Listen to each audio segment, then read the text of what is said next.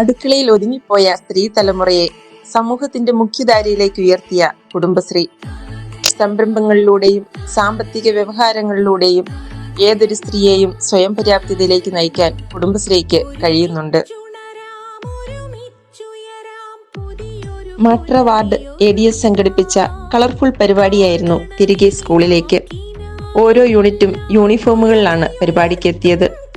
അതിമനോഹരമായ രീതിയിലായിരുന്നു സംഘാടനം. ആകർഷകമായ ഗിഫ്റ്റുകളും പരിപാടിയുടെ ഭാഗമായി അംഗങ്ങൾക്ക് നൽകി.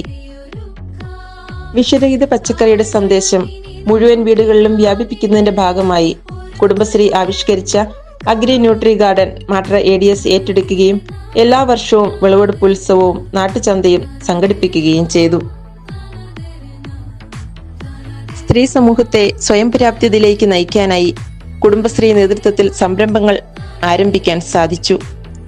ആയിരങ്ങൾക്ക് ആശ്വാസമാകുന്ന ജനകീയ ഹോട്ടൽ, അച്ചാർ യൂണിറ്റ്, തൈര് നിർമ്മാണ യൂണിറ്റ് എന്നിങ്ങനെ വിവിധ സംരംഭങ്ങളിലൂടെ സ്ത്രീകളെ കുടുംബശ്രീ ചേർത്ത് പിടിക്കുന്നു.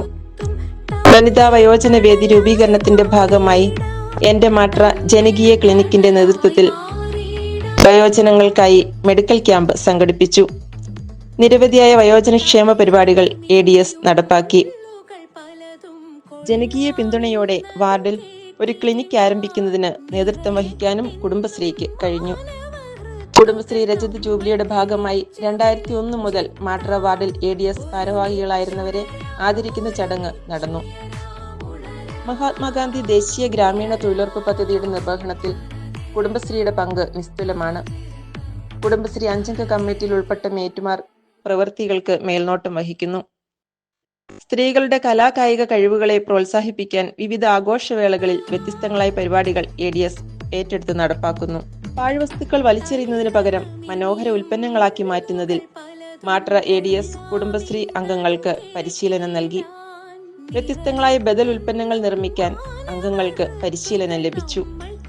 ബാലസഭ കുട്ടികൾക്കായി നിരവധി പരിപാടികൾ ADS സംഘടിപ്പിച്ചു.